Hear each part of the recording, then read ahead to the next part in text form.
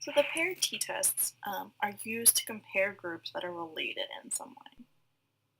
There are many ways that participants in two groups can be related. Uh, The main way that we'll be seeing in this class is that the participants in the first group are the same as the participants in the second group. And this is called a repeated measures design. Um, the participants could also be genetically related to participants in the second group. So a pair of twins could be divided up, so one twin participated with the first group and the other participated with the second group. And then the third way is if participants in one group are matched with participants in a second group.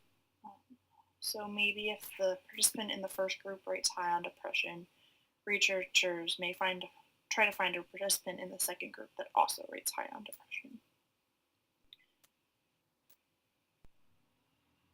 So time is the most traditional use of the paired t-test. The two time measurements before and after some event are linked to one person.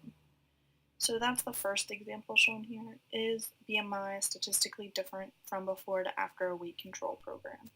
So the DV would be BMI measured continuously, and the IV would be time, because there are two time periods, before and after. We're not going to use program as the independent variable here, because there aren't two programs. It's only one program you're measuring before and after. The second example is our mean stress scores statistically different between husband and wife dyads. This is known as matched pairs. You won't have examples of this for homework or anything. It just gets a little confusing. So I'm only going to be using time. So if you see time and there's only before and after, you know that you're going to be using a paired t-test. So this is used often for thesis or for ALE to evaluate effectiveness. It's also used in pilot studies a lot. So here you're really looking at a difference, a change from your before your program to post or after your program. So in this case again, your IV is not program, it's before and after the program. So your IV is time, measured nominally as before and after. So that's illustrated down in your research question there. And because those are dependent categories, pre-test versus post-test, before versus after, you're going to use a paired t-test. So here's how to enter your data into SPSS for a paired t-test. Each row is still going to be a person in your study. You're going to have a column for the pre-test DV variable and a column for the post-test DV variable. So in this case, if I was person with the ID 1, my pre-program BMI is 26.1. Then I go through the program.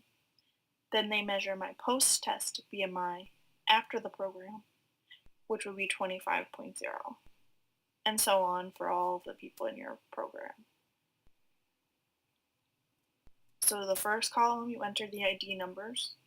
The second column, you would enter the before program BMI or pre-BMI or pre-test information. Then after your program, you measure your post-test or after program BMI, and that goes in a separate column. But it has to link to the same person. So if I'm number 48, that needs to be the same value. So the 48 needs to be the same value to identify me from before the program to after the program. Because otherwise, when you SPSS calculates the mean difference, it won't make sense if, say, I was 48 the first in pre-BMI, 27.1, and then when they entered data for after the intervention, I was 25.0. That would show that my BMI went down significantly versus if my BMI went from 27.1 to 27.0.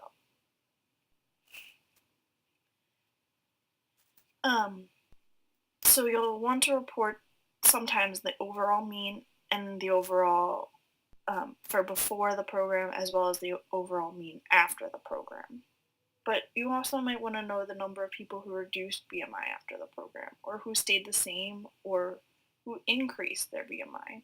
So it's important to keep your information matched to the ID number. So here's an example of a paired t-test, briefly just kind of going through some of the steps. So you'll have a group. The group of 15 adult males is the pre-treatment systolic blood pressure, statistically different from post-treatment systolic blood pressure. So your DV is systolic blood pressure. Your IV would be time, before treatment to after treatment.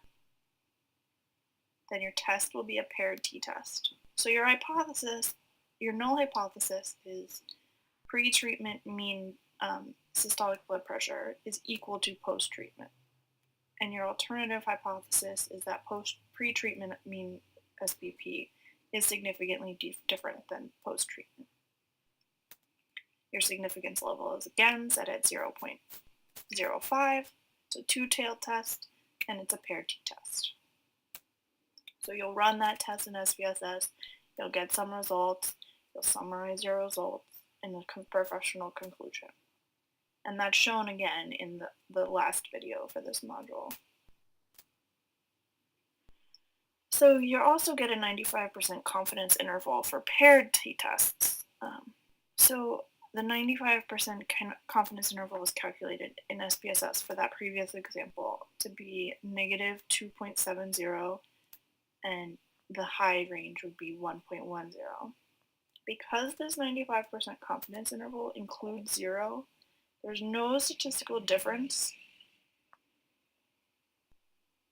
between pre and post-treatment systolic blood pressures. So we can say that we are 95% confident that the true population systolic blood pressure mean difference between pre and post-treatment lies between negative 2.7 and 1.10.